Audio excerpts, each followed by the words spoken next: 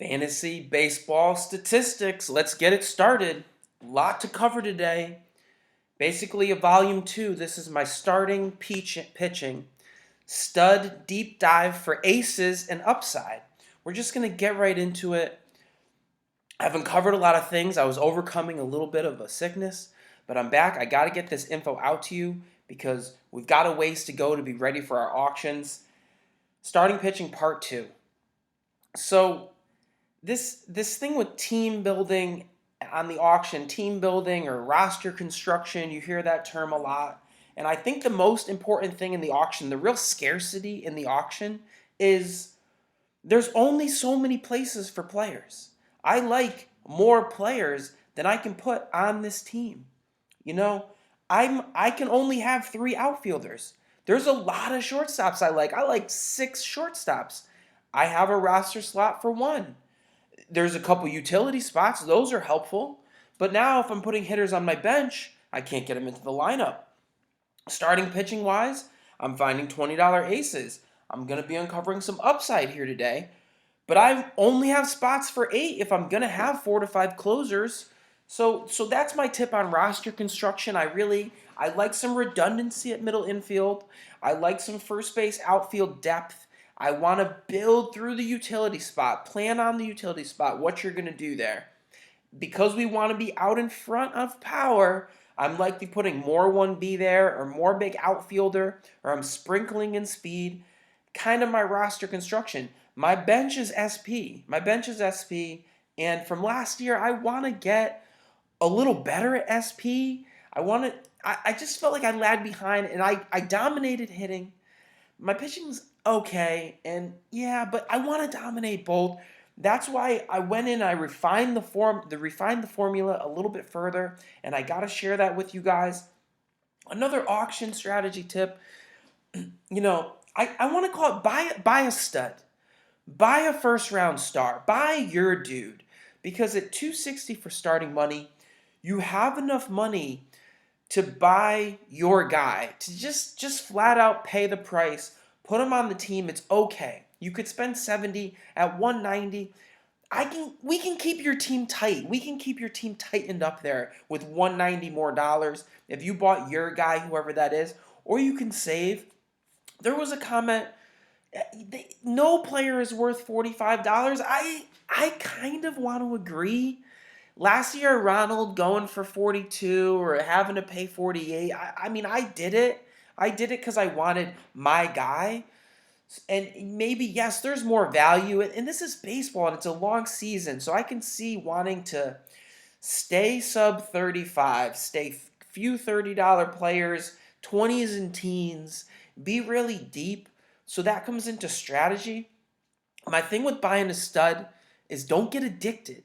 Don't get hooked on it in the auction because you bought the first stud and you're looking at your team. You're like, oh my God, imagine if I just put Yelich with Acuna. Because that kind of addiction, and even if you did those two, 1,400 off the top leaves you with 120. You kind of could rein it in and still kind of slow down at 80, slow down at 50, but just don't get hooked and blow your money and be left with just $1 players. And I've been dabbling in the pods. I do talk some trash about the pods, and I may do a little bit more of that here today. But I want to give a good pod, a pod you can trust, a pod to kind of supplement what else we're doing here, getting technical with fantasy baseball statistics. The Razzball Baseball Podcast, Razzball, Razz. I've mentioned them before, but I got to go back there because I'm seeing a lot of the podcast industry just falling off. I'm just seeing misinformation. I'm not learning from them. I'm just gut feelings, and it's just not going well. But the Razzball Podcast, fast forward to these two guys shooting the chat back and forth for about 10 minutes before the episode, and then they get into players, and I believe it's Gray Albright is on there, and Gray just has the right approach to players. I can learn from Gray. Gray and I agree on shutting a player down. Gray and I have the same opinion on young upside. and ageism, and just flat out ageism against the aging players. He gets into the numbers. He just a sense of the league. It's the right perspective. So I gotta give a shout out to the Razzball podcast. But at the same time, RotoWire drops a ALNL auction pod for an hour, and there was no auction strategy, just not even mentioned. And we are getting some questions because I know about only leagues and that these ALNL only and how are you better? How do you adjust? And it kind of circles us back through our conversation about ADP and seeing through ADP. And then these guys mention the rules because what ADP is even more wrong based on your rules. So sometimes sorting through ADP is taking out all the mistakes that apply to your rules. Now, if you're ALNL, you got to go deeper, my friends. You got to be deeper. You have to adjust what good is, what elite is, because now deeper is the average. Subpar players are going to be the average. Replacement value is lower. Starting pitching might not be as quality. Some league specific things. So I will later get into a little bit of ALNL, but it's about being more right and seeing through more of the mistakes because ADP gets more wrong by the fifth round. People are just popping sleepers in ADP speak. And after that, it's even more incorrect. So if you add an only league to it, now you're so deep that what's showing up on the draft board is just false. It's just so far off that you're gonna have to start picking your guys, knowing what you want, and that's why we prep like this. That's why we know what we're buying. That's why we're using some advanced analytics to get on top of this. I got to go in a little bit more to the formula, the specific formula that I'm finding. Let me just touch on walk rate. So the walk rate I think is so important. If the walk is the only way to determine this player control, first pitch strike is getting pitchers into good counts. Not making bad misses is getting pitchers into good counts, maintaining control. Good counts means the hitters have to swing the bat. So if they have to swing the bat, now off speed that isn't great, that isn't elite, it works a lot better in a pitcher friendly count. So I think that's another reason why the walks has to be considered. And I was analyzing players, and that kind of gave us the mold, that gave us the profile. So I want to be kind of clear here with specifically the profile and where, this is a theory. At least I'm presenting a theory. The podcast will just say, it seems expensive. I don't really like him. But I have a real reason, and this is where it is. I like to see a 40% whiff rate on maybe one pitch, on one specific pitch of the arsenal. And I'm hearing them name arsenal, but just kind of scattered, just kind of here or there. I'm always looking at the arsenal. I'm always looking at the whiff rates on all the pitches in the fastball. And as I dug deeper into the players, I looked at the XBA. I looked at the XWOBA. Because now you can also see, besides the whiff rate, how hard that ball is getting hit. And so just a little bit more granular into the most thrown pitches I thought was important. So this 40% whiff rate first in the arsenal on one specific pitch. I have a lot of pitchers, and we're going to dissect pitchers, aces, upside, my guys that are absolute targets. I'm going to be hunting these guys down in auctions, reckless, no limit drafting. So then you go into plate discipline.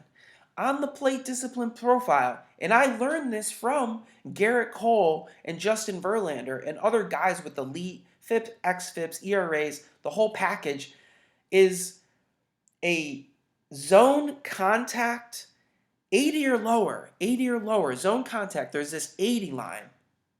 Chase percentage of 30 is another line. So above 30, more chase, 32, 33, 37, you're 37. More chase is good. Sub 80 on the contact. 77, 72, 71. You know, as we start to talk about your Garrett Coles and your Verlanders, I started to see how that was important. But I've got to share, and I had some errata from the last time, that I start with Fangraphs and then I move to Baseball Savant because Fangraphs is outcoming, and somehow I'm just in my dyslexia. I'm saying the wrong words.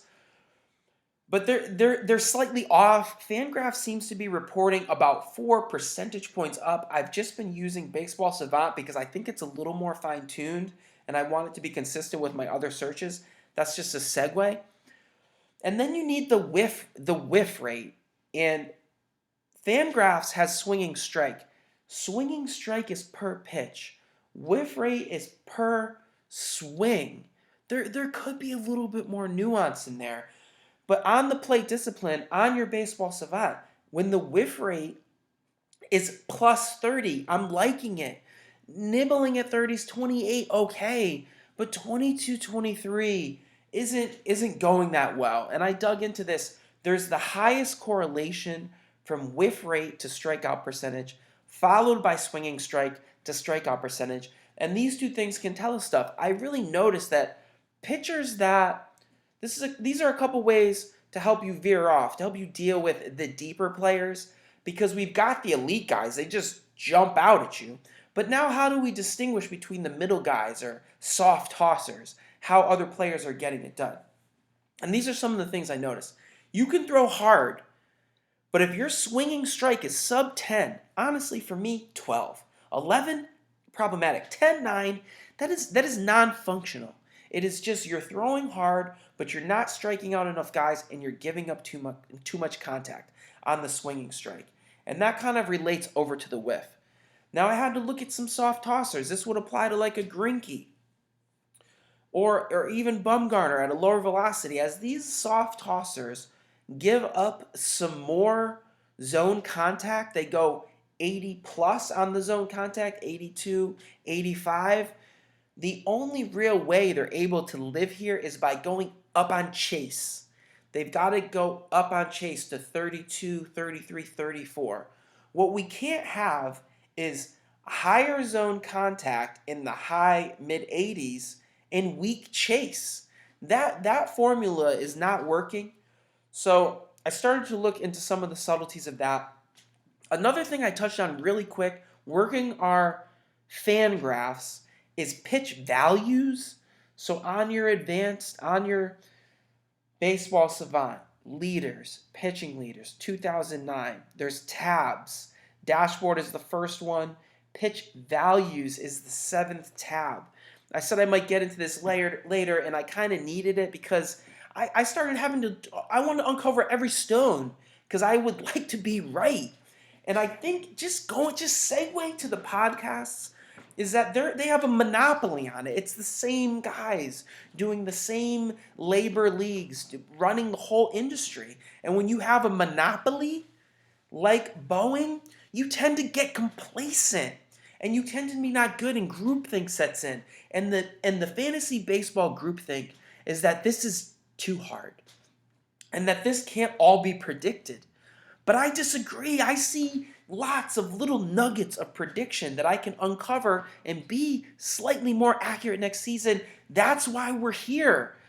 Back to pitch values, it sorts these weights, this number. I don't even care about the number, but what they're attaching here, a positive number is good, a negative number is bad.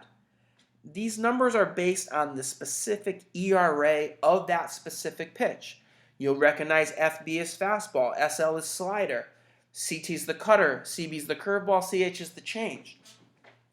And when it sorts by fastball, who do you expect to see at the top? Garrett Cole with a 37 as the number on his fastball. Flaherty, Bueller. Oh, you got T-Huron in there. You're like, well, we're not talking about him because he's got a negative 12 slider, a negative 3 curveball, and a 2 for a change. So pitch values is just another thing to look at. A couple guys jump out here, and so you get to kind of rate the arsenal. And what I like to see is a guy with strong arsenal across the board. Garrett Cole's a 37 fastball and a 13 slider.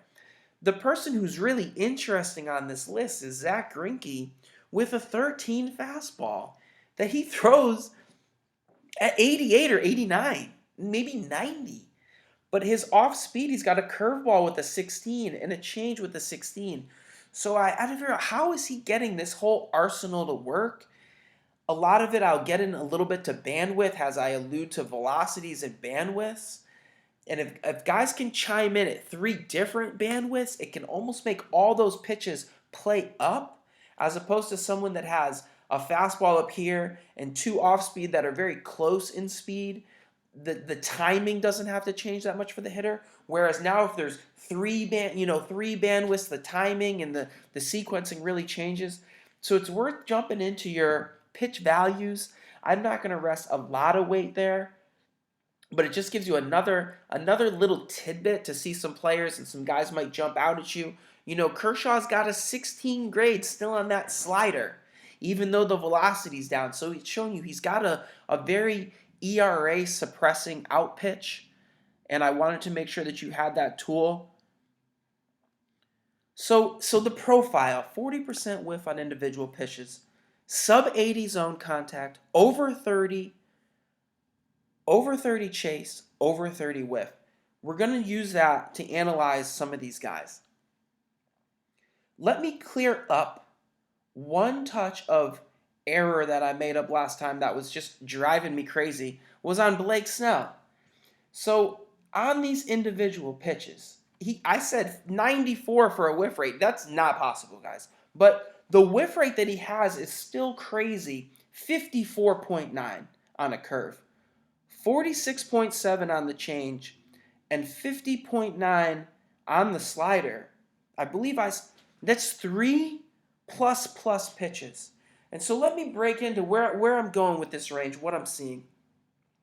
I thought that 40 had to be the line for whiff rate on an individual pitch, but I'm seeing good 36, 37, so I shouldn't be so hugged so tight to the 40. But once it's at 40, it's starting to be kind of plus. And then there's guys with specialty pitches or a little extra, they're amazing, that can get mid-40s, and you see the occasional 50, which has to be plus because there's just very few guys with very few individual pitches that touch the 50. But that shows you that is an out pitch, absolutely, for sure. And you can also, I also saw some guys working with bad sinkers, so pitch mix and maybe a change for a catcher. I mean, particularly Zach Wheeler. I don't know why he throws the sinker. It's worse than the four-seamer, and it gives up home runs. So just looking at what they could do, because maybe there's an adjustment there. So sleeper in the bus, man, they've been dropping pods since November when we were still in football and basketball, and we're just getting to SP at the same time. We're just coming in at the same time. So I thought I'd jump over and see what they're doing. I've listened to the last couple, and there's just so much where I couldn't disagree more. I mean, occasionally I can agree, but I can't be only agreeing with you. I can't only be like 20% or 30% on the most obvious players, but then there's other obvious players that they seem to want to suppress. The key here is liking players, getting to like them. You don't want to be down on a player for some superstitious reason. So sleeper on the bus, they bring on an analyst from MLB.com, a writer. That's great. So she must be amazing. Of course, who's a dark horse candidate for Cy Young, the question is. And she says, Jose Barrios. And I couldn't disagree more. Jose Barrios, I keep having to suppress. I remember the hype. I know we want him to be better. I know about the flashes. But what I'm seeing in a Jose Barrios, who's being recklessly overhyped by Sleeper in the Bus. First of all, he's 6 foot tall. A lot of my aces are 6'4", 6'5". Lance Lynn's 6'5". Jack Flaherty's 6'4". So I need more height. So not that there's no short aces, but being 6 feet is working against him a little bit. We get down into what's the walk rate? A 6. Okay, that's decent. It's not the 5 that a lot of the elite players have, but a 6 is good. The four-seamer, his fastball, sits at 93. So that, I don't know, it's not coming from there. That can't be great. at 93, we know that the magic velocity for making guys have to guess is right around 94 miles an hour. So the getting better between 94 and 97, it doesn't, the curve isn't as steep, but sub 93, it starts to be right on the edge. So he's not throwing that hard. I went to some year to year. Whiff percentages on Barrios' pitches 2019, 24, 29, 12 on the sinker. Not sure why he's throwing it. 29 on the changeup. So nothing's plus. Nothing's plus. Oh, I can go back. 2018, his curveball had a 38% whiff rate for that one season. So the curveball was working. It still gave up 10 home runs.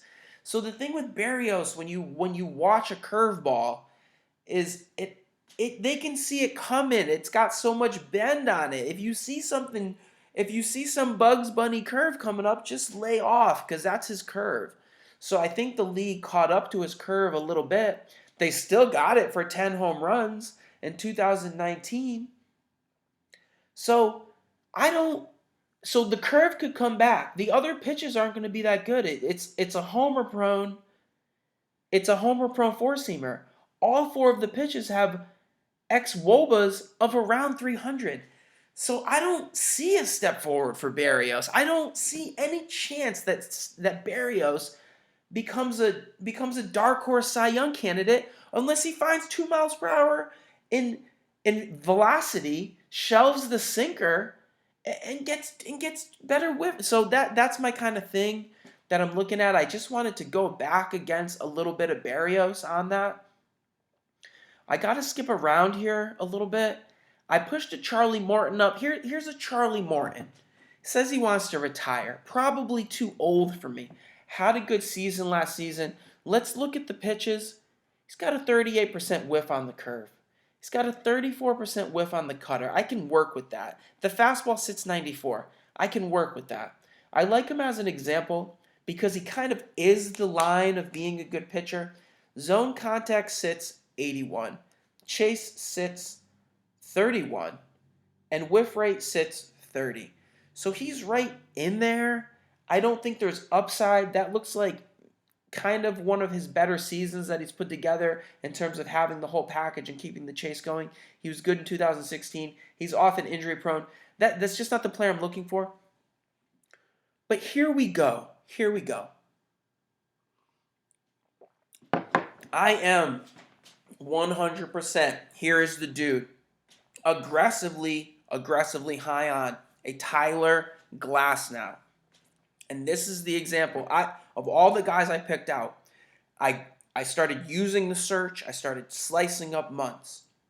I used xwOBA for pitchers because Garrett Cole was leading xwOBA. So who else is high in xwOBA? And Tyler Glasnow had a filthy xwOBA. So that tipped me off that I need to look at Tyler Glasnow. And no matter what I did with the metrics and sorted it around, Tyler Glasnow has high-end ace 1A upside. And for a price, let me double check. I kind of know that it's going for like $16. I might be on the Tyler Glasnow last time I checked. 14 for the bots, 15.6. Not much of a fight. I'm all over that.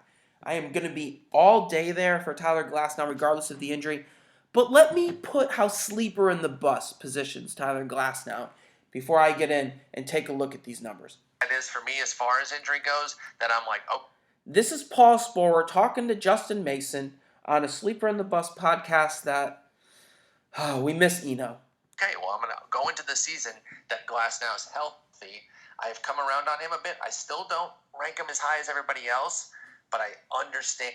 There's Sporer, just faded him. I understand people like him, but not Sporer. And the utter excellence that this guy has.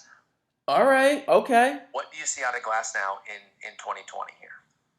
I think that's the problem, is I really don't know. That's Mason. That's classic Justin Mason. He doesn't know. I mean, Mason will tell you, I could flip a coin, and I can tell you, one side will be heads, and one side will be tails. I mean, that's Mason's approach. Like, it's just, as much as I love the skills, and when he's going right, he is absolutely amazing. I just don't That sounded like props.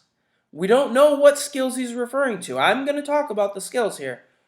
know what to expect in terms of, he's obviously going to regress off of this, the numbers we saw in the 60 innings last year. Sure, Like 178.89.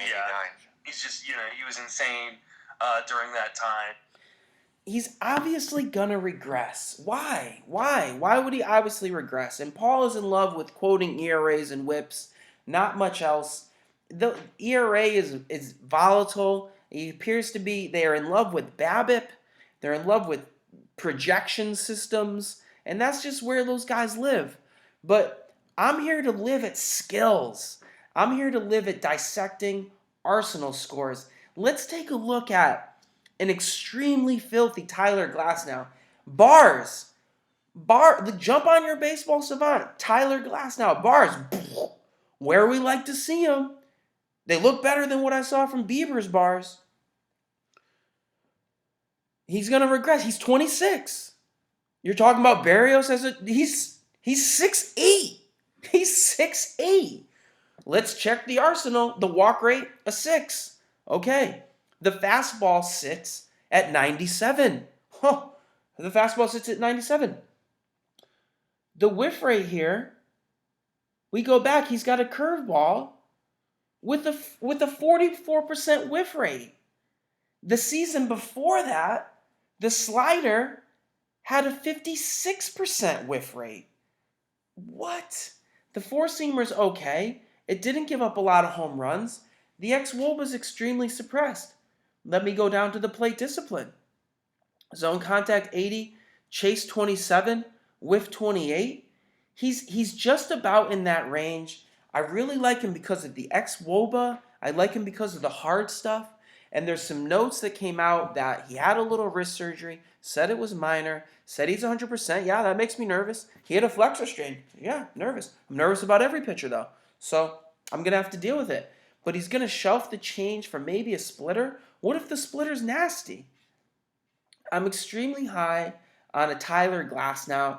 And my last thing, I'll leave Sleeper in the bus alone as we power through these pitchers, is bringing up this thing called pocket aces, which in ADP speak is on the cusp of drafting 2 starting pitches. That is pocket lose your league. If you're going to start drafting pitchers that high, that's crazy. I like Glasnow, and I like him for $16. I'm going to be there for the explosion. Here's another player, and I am aggressively high on a lot of A's pitchers, and here's one of them. Let's just grab his price first because I'm not the only one. Is he on here? How high is he? I can't imagine he would be that low, but his name is one Jesus Lizardo. Jesus Lizardo, they're saying they're not going to put an innings cap on him. There will be. It won't be 200 innings. It'll be 150. But I'm not married to innings.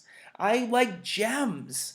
If the innings fall off, I'll find somebody. But I need to get to the playoffs, and then I can win the playoffs. If I can't get there, then it doesn't matter what goes on later. It doesn't matter what the innings are. Jesus Lizardo, 6 feet, 22.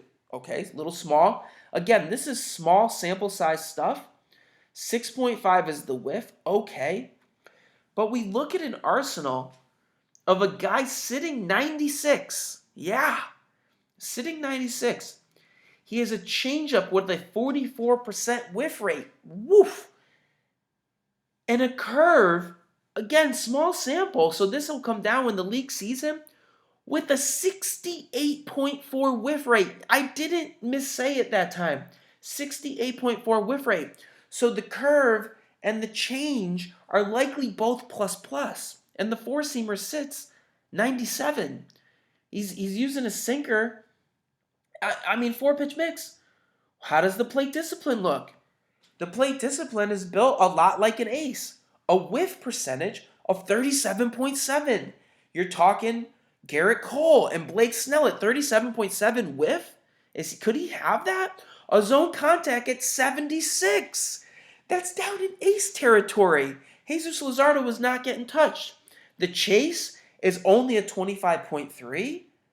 So maybe some of that really wild, filthy off-speed stuff is getting picked up and getting left off.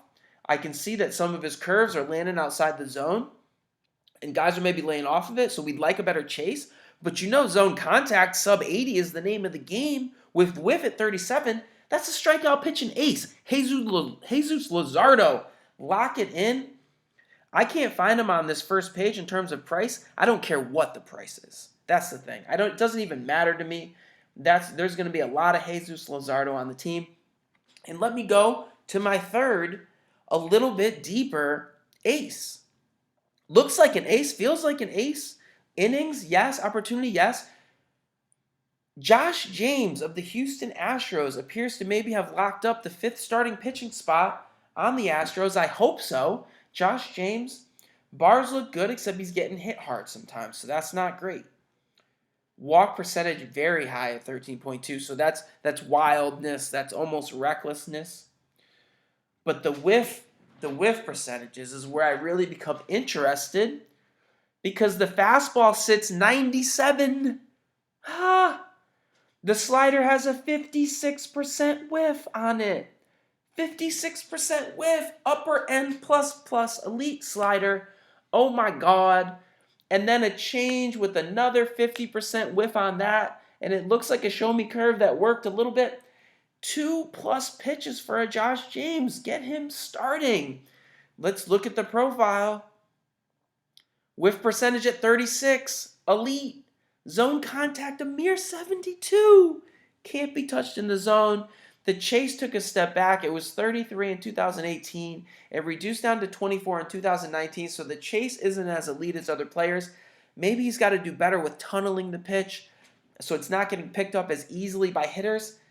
Man, Josh James is filthy. If he starts compiling innings, sheer filth. It just reminded me of a segue. So walk rate is good. If you're not walking guys, you're conserving pitches. One of the most frustrating things in the league right now is these 100-pitch pitch counts. Unless you're a workhorse like a Max Scherzer or even Darvish, these who they'll let go to 125 and they say, don't worry, coach, like I'm still good. But a lot of these guys, they get to 100, so we can't have you burning it on balls. We can't have you walking guys and having bad innings and blowups, because now I'm not going to get to experience your strikeouts unless you're going deep into games, getting me in position for wins, quality starts if your league is going by that. Josh James. But one little thing on the curveball, and I think the reason that the off speed from the minors to the pros is a different level. A guy can throw a real Bugs Bunny curve in the minors, and guys can see it and they just can't hit it. They can't get it because it's got a lot of break. But when you get to the bigs, they can hit it. So the key with a real curveball, and I like a Max Fried curveball, it has to come out of the fastball tunnel. And the one that really locks guys up is when it looks like high heat to their shoulder or to their face and then falls off. Or if it looks like it's coming strike and it drops off the table. But a pitcher can't overpronounce the curve and then have it flow, and then where a hitter knows, oh, there's the curve, because they'll just see it and they'll just adjust and they'll mash it. So that's the biggest thing on the curve transition. I think that's what we're seeing with why Giolito couldn't use the curve in the bigs, because guys were just getting after it. Even a Barrios, who has good whiff rates but also gave up 10 home runs on his, it shows it's getting blasted a little bit. Let me go to this next group of 4. So Glasnow, Lizardo, James. We only have 8 spots for pitchers, so if I need those 3, that leaves me with 5 spots of $20 aces. Is there anybody else that I want to consider putting in there? Or if a fight ensues, or if I run out of money because I was buying hitting, can I downshift to somebody else? I've got a couple names that I'm high on, and I just remain extremely high on Oakland Athletic pitching, AJ Puck. AJ Puck, who they also said, oh, he might be fighting for a starting role, but he'll get it. And, oh, yeah, we're not going to put an innings cap on him. Great, because if he's pitching great, you're going to ride him. 6'7", 24 years old, right where I want to be. Walk rate is high, 10.6. There's your risk. The walk rate is extremely high, but let's look at the arsenal. 97 miles per hour on the fastball. Yes, let's get behind that. A slider with a 37% whiff rate, approaching plus, probably plus right there. Again, small sample, we haven't seen a lot of it, but a changeup with the 55% whiff rate. Is that going to carry through this season? I see it's just a 3-pitch mix, but 2 of them look plus, and they back up a 97 mile an hour heater. I don't know if he's got more pitches. The whiff percentage on plate discipline is only 31, but the zone contact is down at 76, sub our 80 line. The chase is only 22. That tells me he's getting identified, and guys are laying off, but he can't be hitting the zone when he comes in. I like an AJ Puck for upside. I like him late. And I'm just going to these guys because there's a whole batch of pitchers that are journeymen, that are soft tossers, that we can live with, that are decent. But I'm looking for that breakout. I'm looking for who I can get cheap and late and stash and get gems on. And I'm going to throw an AJ Puck in there. Dinelson Lamet. Sleeper on the bus. Just spent a lot of time trashing Dinelson Lamet, suggesting Robbie Ray over Dinelson Lamet. Let's find out if that's true. Dinelson, 27, 6'4", bars. Looking red. All of them are looking red. Walk rate 9.6. There's your danger. There's where to be nervous. Fastball sits 96. Using 5 pitches. Again, a sinker I don't like because the whiff is so low. But he's got a curveball with a 48% whiff on it. He's got a slider with a 51% whiff. And even the change has a 33% whiff. Somehow these guys are saying he's a 2-pitch pitcher. Why does he have 5 pitches on Baseball Savant? At least 4, if you don't want to count the sinker. And 2 of them are plus pitches. That's how Dinelson is getting these strikeouts. That's why he's so filthy. Let's check the plate discipline profile. A whiff at 32, good. A zone contact at 81, tolerable. And the chase at 29. That's right in there. That's in the profile that we're looking for. Dinelson, with a better lineup behind him, could be an ace. Absolutely. I love some Dinelson Lamet. I love the hard thrower. Let's keep it going. The cancer survivor himself, Carlos Carrasco. Well, Carlos had some bar injuries. We know that last season wasn't his best season. Carlos is regularly an Arsenal stud for what he has to offer. The walk rate at a mere 4.7. I want to go back some more seasons because you can see other times when he's had plus sliders. Here's a slider with a 60% whiff rate. You know, he's had great sliders. He used to work a curve a little bit with a 50% whiff rate. Even last season, 45% whiff on the slider, 36% whiff on the change. The four-seamer sitting at just 93.8, 94, so not great. Nothing was giving up tons of home runs. So if you're looking for a potential ace coming at a discount because last season wasn't that good, let's see the plate discipline profile. 31% whiff, flashed to 33 last season. 80.6 on the zone swing. That's good. That's right where we need to be. And a chase of 34. That chase zone contact differential is looking really good for a Carlos Carrasco. Injury prone? I don't care. Get back in there. Let me check the price. Let's just touch on the price because I think it's coming fairly reasonable. $12? $12, and it looks like that's late enough in the draft because the average price is 10.8. $11 for Carlos Carrasco. Now I got to build him into there because he's coming so cheap. Who else do we have? Julio Arias. Julio Arias. Sorry, I'm just hearing a little bit of movement coming from my APT. Julio Arias, how does he get it done? This is the legend. We know how much of a stud he's been for a while. Great mix. Got derailed by a labrum surgery. But Julio Arias, bars are all red. He bounced. He was 23 years old, only 6 feet tall.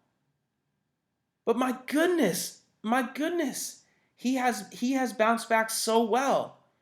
Because in 2018, before the injury, the fastball sat 93. Now, in 2019, the fastball sits 95. And this is the kind of profile. While none of the pitches profile as real plus or plus plus, it's when they all start working in unison and there's different bandwidths. A four-seamer at 95, a slider at 85, a change at 82, a curve at 77, and a sinker, just for ha-has, 27% whiff, 35, 33, 28, 26, all with solid whiffs, all being commanded. X-Wobas on a couple of them. The slider looks filthy. Even the four-seamer is decent, so he's getting behind a decent fastball. We check the plate discipline profile. A whiff of 29.9, 30, yes. A zone contact of 78, yes. Sub 80, yes. A chase at 32. It was 36 last year. Check, check, and check. Julio Urias. All day, twice on Sundays. Julio Urias is a lock. I think you got to go there. These are the late pitchers that I'm targeting. What am I paying over here for an Arias? Let me find him. The bots have an Arias at $8, but it's post when the cliff sets in, and he's going as an average draft price for $4. Man, I have to build that in. I have to know that I'm going to get some of that. Let's continue going here. So that was my group. That was 7 guys that I really have my eye on for cheap.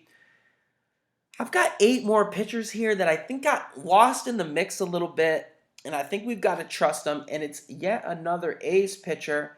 He was a bit of a darling last season. I love how my screen here loves to hide windows on me occasionally. They just jump. Oh, and they just appear. But here we go. The next player, Frankie Montes. Frankie Montes, yes. 6'2", 26 years old. Bars looking good. A lot of red. A lot of being high in the league. And what was happening is I was finding these pitchers like, man, he's looking good. Oh, man, he's good on X-Woba. Oh, I'm jockeying for position. I'm moving guys up and down. Oh, man, he looks good. Suddenly I go over to fastball velocity and all these guys fall out. And I go, that's how it's all coming together. A 5.8% walk, getting better every year for Frankie Montes. He's sitting behind a 96.4 mile an hour four-seamer, sitting 97 with the four-seamer. He's dropping a split finger with a 40% whiff as an out pitch. He's using it to put guys away, and a slider with a 34% whiff. That's 2 out pitches for a combined plate discipline action. Okay, just a 26% whiff. Okay, not great. An 81% zone contact and a chase at 31.3. Okay, but there's steps forwards here for Frankie Montes because the arsenal has it. If I were to have him do anything, my guess is maybe sit behind the four-seamer a little bit more and lay off the sinker because the four-seamer has a better WOBA. So there's room for Frankie Montes to be a beast again. Who else do I have going here? The next guy on my list after Frankie Montes, and this was an interesting pick, but I just had to respect him because of his stuff, is a Kenta Maeda. 31 years old. Fastball velocity is lagging, but the rest of the stuff looks good. Taking a quick peek at the profile, the fastball sitting only 92. I'm not that happy with that. But he's got a 40% whiff rate on the slider. He's got a 36% whiff rate on the change. The combined plate discipline, a whiff of 32.5. That's a good whiff. A zone contact of just 77, a 33% chase, and a change of scenery where he won't have the Dodgers jerking him around and Minnesota's going to turn him loose. I'm back all in on Kenta Maeda as just a nice, low discount ace who really could put it together for us. And I don't see him on the first page. He's coming cheap. Kenta Maeda. Now here's a guy. This is a sad discussion. Chris Paddock. Fantasy darling. I love him. I loved him in preseason. He was hard to get. Everybody loves him. His price is outrageous. He's $20. So he has to be as good as every other $20 ace. Let's just use our curiosity and go through here and take a look at Chris Paddock. The fastball spin is a little bit reduced, and the curveball spin is a little bit reduced over other guys with spin. He does have really tight control. I like looking at where the pitch arsenal, the Statcast pitch arsenal with the diagram goes. He stays tight. He works the four-seamer up. He's very consistent. The walk rate just a 5.5, so there's a lot of things that look good. The four-seamer sits 94. That's just about where it needs to be. He's a three-pitch guy where he's using mostly four-seam and change with a little bit of curve sprinkled in, but the curve only has a 17% whiff rate, so we can't really live with that. How's the change? A 29% whiff rate. So, and a 23% whiff on the four-seamer. Sure, the ex-Wobas are decent, but what's the out pitch? How is he going to get there? How did it come out in the plate discipline? A whiff of just 25, a zone contact at 80, and a chase of 33. Okay, so I do like that. That shows he can pitch. That shows that his zone and his chase is going to be good. But the arsenal isn't exactly there. I went to the game log, and this is a guy that just didn't go that deep. I mean, there is strikeout upside coming from the minors if he takes a step forward, but at $20, you're really buying that. You're really buying into it. I don't need to go back to a Tyler Glass now for $4 less to show you that there are some out pitches in that arsenal.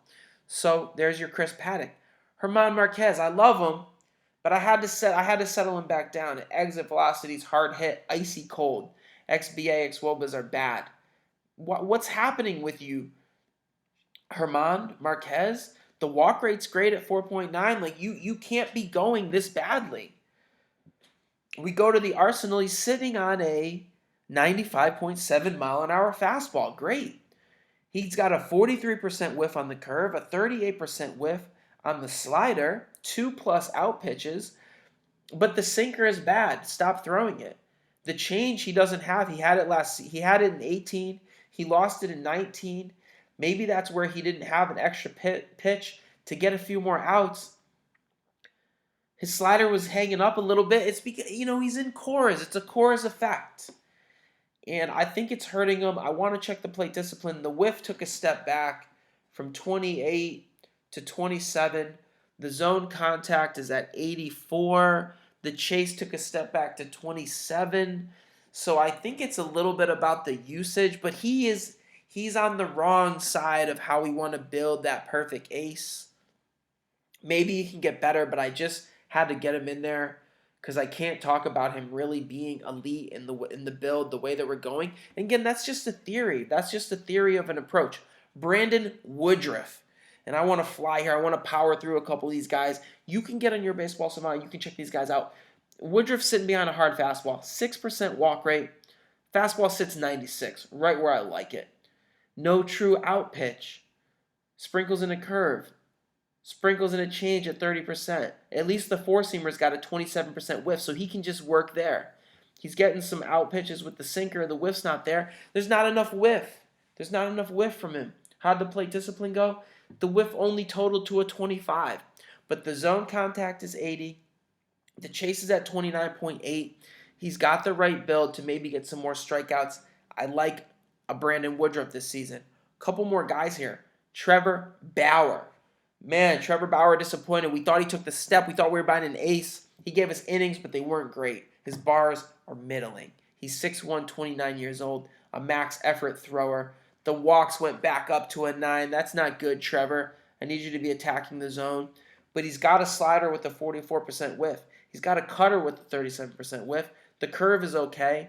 The change is okay. I think he had a bad season. He was better in 2018. Go in there and buy 2018 Trevor Bauer. He's only 29. He had a change of scenery. The whiff is 29. The zone contact 81. The chase 28. Right in there. Tweak those a little bit. If he brought something down or something back up, I think we're still looking at a fairly good stud here. Can I take a quick peek at what we have to pay for a Bauer? Just $13. Bauer going at discount this season where we had to fight last year and pay $25 to get the Bauer-Buehler combination. I like him there. I haven't even looked at a Shohei Ohtani, but I wanted to throw him in here today because he might be pitching. I love Ohtani in all facets. Deal with it. If you got the hitter, the pitcher, both of them, the bounce them around, the limited innings, just buy in there. Buy into him in all facets. He really is a superstar. He's 6'4", 25 years old. He's a baseball prodigy. He looks yoked. Fastball sits. Where's the velocity?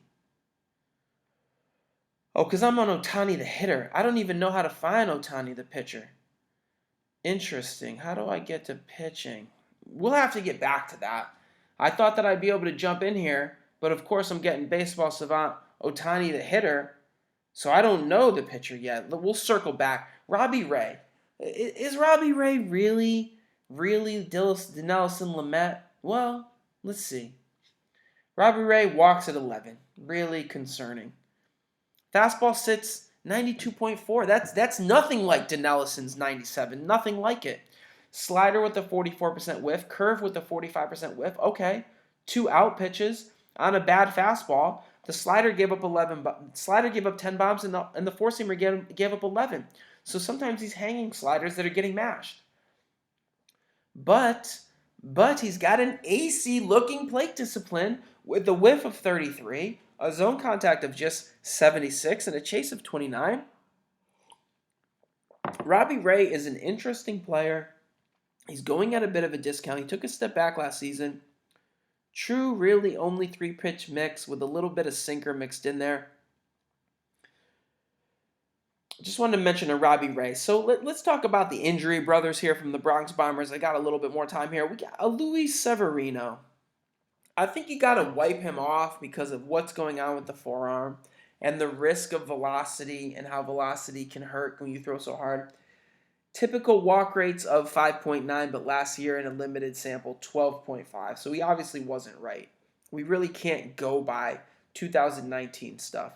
But 2018 stuff, 37.4% whiff on the slider. Not amazing. Last season, the four-seamer was a little bit better. Let's see some plate disciplines. Whiff, the most whiff he's ever had is a 28. Zone contact has been good at 79%, even lower last season at 73, but not an amazing chase. So Severino is a guy I'm a little disappointed about the health. I don't think I can pay up. I don't think I can both take not enough of an out pitch and the injury risk.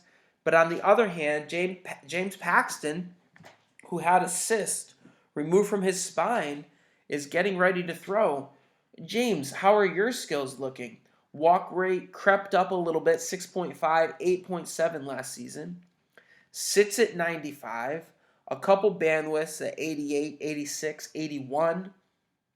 Whiff rates of 43% of the cutter, 37% on the curve, 53% on the change.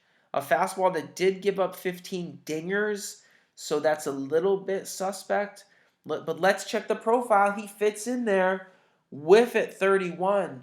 Zone contact at just 77 for James Paxton, and a chase at 30.4. So he's in that build of an ace that I can trust. And you know what's going to happen is it's going to be suppressed because of the injury. He's going to come back early. And as much as I talk real prices here and versus ADP, James Paxton was $1 by the bots, by the auction draft, going to at 6.5. So getting a little of his value back. But at 6.5, if James Paxton is going to be healthy, it's another pitcher I have to put on my team. A James Paxton. My goodness. They're just guys who a lot of other people are hyping. I want to squeeze in 2 more because we got to keep going, but we got to still talk about reasons and breakdowns. The sun is going down. Jose Urquidy, 24 years old, came up. Walk rate just 4.2. That looks good. Surprise me, Jose. Surprise me. Fastball sits only 93. Okay, I'm not that excited, but a whiff rate of 47 on the slider and 41 on the curve with a changeup, meaning 4-pitch mix, with some put away on the change, you're starting to get me more interested, Jose. Whiff percentage at 28, just a little low, but zone contact 29, chase of 27. If Urquidy makes the rotation, I see 2 out pitches. So I like the sound of it, and I like the cost of it, absolutely. And I want to sprinkle in a couple of soft tossers to show you what I mean about how these guys get it to work. Greinke's walk rate, a minuscule, spectacular 3.7. No walks. That's forcing players to have to deal with a 90 mile per hour four-seamer that works. His highest whiff rate is on the curve at 32, the slider and the change at only 27, so it's not whiffy, but we know that he limits hard contact. He goes deep into games. The whiff is only at 24. I'm not excited. The zone contact climbing as he's aging up to an 84.1. That's not good. How did it happen? Is the chase is 33. So you start to realize that a 33% chase when you're getting guys out of the zone, it's working great. Madison Bumgarner. Fastball velocity, hard exits, all not looking good. I know the health has been all over the board, but he's still just 30 years old at 6'4". Let's look at the stuff. Oh my God, only a 91.4 on the fastball. That's not good. The whiff of a 25, another whiff of a 33 on the curve and the cutter. His pitch mix is mixing around a little bit. He's been better. He's had curves that have flashed 40s. And now the curve is just down to a 33. The cutter is a 25. So it's not great. How is he doing it? A whiff of only 24, a zone contact of 82, a chase of 31. So I've got to accept that Zach Greinke and how he's working. He looks like he's a little bit better than Bumgarner with his diminished stuff. The soft tossers are out there. There's journeymen. There's guys I want to get to in a little bit more. If you notice, I skipped over guys. I think we have to consider Price, Archer, Ryu. Again, Lance Lynn, where I want to put him. We got to look at Aaron Nola. Some other guys I like are Fried, Soroka, who I'm not buying all the way in on, Wheeler, Griffin Canning, Zach Gallen, Corey Kluber, another soft tosser, and Hendricks and Eduardo Rodriguez. I'm laying out the blueprint, but we can't have all these guys. I can only have 8 or 9 of them. But what I can do in an auction is I can pick. I can pick which guys. I can nominate myself into the position to get them. Starting pitching volume 2 is over. Those are my guys. We've got another wave of pitching to go here before we clean up hitters, sprinkle in some closers, some catchers, and jump into our first auction. Oh, baby! Big shout out to all the subscribers. You guys are making me better. You're making me formulate. Loving the community. Love the feedback in the comments. I'll get after you. Be safe. Holler at your boy.